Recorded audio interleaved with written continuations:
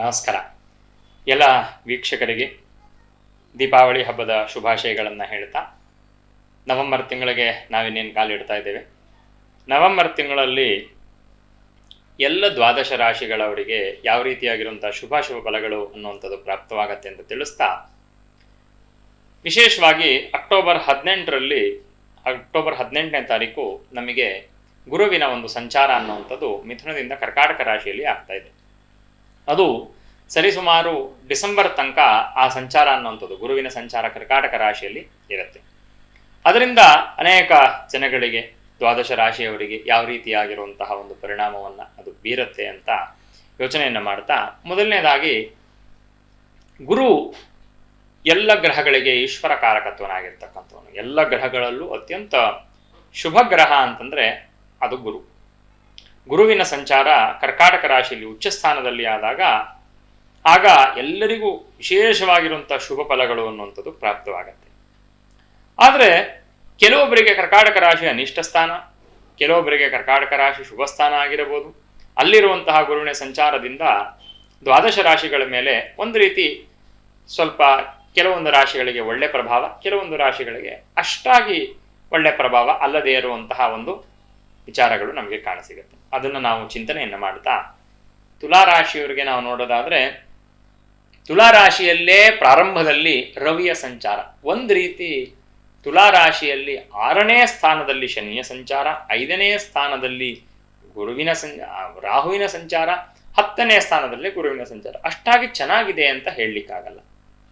ಆದರೆ ಕೆಲಸದಲ್ಲಿ ಇದ್ದಂತಹ ಸಮಸ್ಯೆಗಳು ತತ್ಕಾಲಕ್ಕೆ ನಿವೃತ್ತಿಯಾಗುವಂತಹ, ಅಂದರೆ ಎಲ್ಲ ಸಮಸ್ಯೆಗಳ ಜೊತೆಗೆ ಕುಟುಂಬದ ಸಮಸ್ಯೆ, ಅನಾರೋಗ್ಯದ ಸಮಸ್ಯೆ, ಅದರ ಜೊತೆಗೆ ಕೆಲಸದ್ದು ಸಮಸ್ಯೆ ಇದ್ದ ಪಕ್ಷದಲ್ಲಿ ಆ ಕೆಲಸದ ಸಮಸ್ಯೆ ತತ್ಕಾಲಕ್ಕೆ ಉಪಶಮನ ಆಗುವಂತಹ ಒಂದು ಸಾಧ್ಯತೆ ತುಲಾರಾಶಿಯವರಿಗೆ ಕಾಣಸಿಗತ್ತೆ.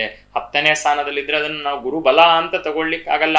ಕರ್ಮವನ್ನ ನಾಶ ಮಾಡ್ತಾನೆ, ಸ್ವಲ್ಪ ಹಾಳು ಮಾಡ್ತಾನೆ. ಆದರೂ ಶುಭಗ್ರಹ ಆದ ಕಾರಣ ಅವರು ಯಾವುದೇ ಸ್ಥಾನದಲ್ಲಿದ್ದರೂ ಶುಭ ಫಲಗಳನ್ನು ಕೊಡ್ತಾರೆ ಅಂತ ಒಂದು ಯೋಚನೆಯನ್ನು ಇಟ್ಕೊಂಡು ಕೆಲಸದಲ್ಲಿ ಇದ್ದಂತಹ ಸಮಸ್ಯೆ ಸ್ವಲ್ಪ ಮಟ್ಟಿಗೆ ನಿವೃತ್ತಿಯಾಗುತ್ತೆ. ಷಷ್ಠಭವನೋಕ್ತಾಂಗೆ ವ್ರಣಸ್ಯೋದ್ಭವ ಅಂತ ಹೇಳೋ ರೀತಿಯಲ್ಲಿ 6ನೇ ಸ್ಥಾನ ಅಂದರೆ ಕಟಿ ಪ್ರದೇಶದಲ್ಲಿ, ನಾಭಿಯ ಕೆಳಗಡೆ ಇರುವಂತಹ ಹೊಟ್ಟೆ ಭಾಗದಲ್ಲಿ ಒಂದಷ್ಟು ನೋವು ಬರುವಂತಹ, ಸಮಸ್ಯೆಗಳು ಬರುವಂತಹ ಸಾಧ್ಯತೆ. ಪಂಚಮ ಸ್ಥಾನದಲ್ಲಿ ರಾಹುವಿನ ಯೋಗ ಇದ್ದರೆ ಈ ವಿದ್ಯಾರ್ಥಿಗಳಿಗೆ ವಿಶೇಷವಾಗಿ ವಿದ್ಯೆಯಲ್ಲಿ ಸ್ವಲ್ಪ ತೊಂದರೆ ಆಗುವಂತಹ ಸಾಧ್ಯತೆ. ಅಂದರೆ ಹೈಯರ್ ಎಜುಕೇಶನ್ ಅನ್ನ ಮಾಡಬೇಕು ಅನ್ಕೊಳ್ತಿರ್ತಕ್ಕಂತಹ ವಿದ್ಯಾರ್ಥಿಗಳಿಗೆ ಪ್ರತಿಬಂಧಕಗಳು, ವಿಘ್ನಗಳು ಬರುವಂತಹ ಒಂದು ಸಾಧ್ಯತೆ. ಜನ್ಮದಲ್ಲಿ ರವಿಯ ಸಂಚಾರ ಆಗ್ತಿರೋದ್ರಿಂದ ಅಲರ್ಜಿಯಿಂದ ಒಂದಷ್ಟು ಅನಾರೋಗ್ಯಗಳು, ಅಂದರೆ ವಿಶೇಷವಾಗಿ ಕೆಮ್ಮಾಗಿರ್ಬೋದು ಅಥವಾ ಇನ್ಯಾವುದಾದ್ರು ಅಲರ್ಜಿಯಿಂದ ಬರುವಂತಹ ಒಂದಷ್ಟು ಅನಾರೋಗ್ಯಗಳಾಗಿರ್ಬೋದು, ಇದೆಲ್ಲ ಕಾಣಸಿಗತ್ತೆ. ರವಿ ಏನಕ್ಕೆ ಕಾರಕ?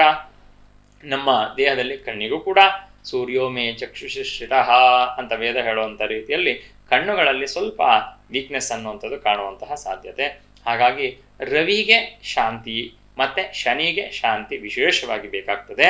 ರವಿಯ ಒಂದು ಶಾಂತಿಗೋಸ್ಕರವಾಗಿ ಗೋಧಿಯನ್ನು ದಾನ ಮಾಡುವಂಥದ್ದು, ಆಹಾರದಲ್ಲೂ ಹೆಚ್ಚಾಗಿ ಗೋಧಿಯನ್ನು ಸ್ವೀಕಾರ ಮಾಡುವಂಥದ್ದು ಉತ್ತಮ ಪಕ್ಷ. ಅದರ ಜೊತೆಗೆ ಶನಿಯ ಶಾಂತಿ ಅಥವಾ ಶನಿಯ ಪ್ರೀತ್ಯರ್ಥವಾಗಿ ಕಾಲಭೈರವ ಸ್ವಾಮಿಯನ್ನ, ಯಾಕಂದ್ರೆ ಶನಿ ಕಾಲಭೈರವನಿಗೆ ಶಿಷ್ಯ, ಕಾಲಭೈರವನ್ನ ಪೂಜೆ ಮಾಡ್ತಾನೆ. ಶನಿ ಆಂಜನೇಯ ಸ್ವಾಮಿಗೆ ಮಿತ್ರ. ಹಾಗಾಗಿ ಕಾಲಭೈರವ ಸ್ವಾಮಿಯನ್ನ ಪೂಜೆಯನ್ನ ಮಾಡೋದ್ರಿಂದ ಅಥವಾ ಆಂಜನೇಯ ಸ್ವಾಮಿ, ಕಾಲಭೈರವ ಸ್ವಾಮಿಗೆ ವಿಶೇಷವಾಗಿ ಒಡೆ ಹಾರವನ್ನು ಸಮರ್ಪಣೆಯನ್ನ ಮಾಡಿ, ಯಾವ ಈಶ್ವರನ ದೇವಸ್ಥಾನ ಆಗಿದ್ರೂ ಕೂಡ, ಅಂದ್ರೆ ಪ್ರಾಚೀನ ಪದ್ಧತಿಯಲ್ಲಿ ಕಟ್ಟಿರುವಂಥ ಈಶ್ವರನ ದೇವಸ್ಥಾನ ಆಗಿದ್ರು ಅಲ್ಲಿ ಕಾಲಭೈರವನ ಒಂದು ಸನ್ನಿಧಾನ ಇರುತ್ತೆ. ಕಾಲಭೈರವನ ಒಂದು ಮೂರ್ತಿ ಇಟ್ಟಿರ್ತಾರೆ, ವಿಶೇಷವಾಗಿ ಈಶಾನ್ಯದಲ್ಲಿ ಇಟ್ಟಿರ್ತಾರೆ. ಸಂಹಾರ ಭೈರವ ಅಂತ ಅದಕ್ಕೆ ಹೆಸರು. ಅದಕ್ಕೆ ಒಡೆಯನ್ನ ಹಾರವನ್ನಾಗಿ ಮಾಡಿ ಹಾಕುವಂತಹ ಪರಂಪರೆ ಪದ್ಧತಿ ನಮಗೆ ಈ ಕರ್ನಾಟಕ ಪ್ರಾಂತ್ಯದಲ್ಲಿ ಇದೆ. ಅಂತಹ ಒಂದು ಪೂಜೆಯನ್ನು ನಿಮಗೆ ಸಾಧ್ಯ ಆದರೆ ತುಲಾರಾಶಿಯವರು ಮಾಡಿ, ನಿಮ್ಮ ವೇದನೆ, ಮನಸ್ಸಿನಲ್ಲಿರುವಂತಹ ದುಃಖ, ಒಂದಷ್ಟು ಹಿಂಸೆ, ವಿದ್ಯಾರ್ಥಿಗಳಿಗೆ ಇರುವಂತಹ ವಿದ್ಯೆಯಲ್ಲಿ ತಡೆ, ಇದೆಲ್ಲ ತತ್ಕಾಲಕ್ಕೆ ಸ್ವಲ್ಪ ಉಪಶಮನವನ್ನು ಹೊಂದುತ್ತೆ. ನಮಸ್ಕಾರ.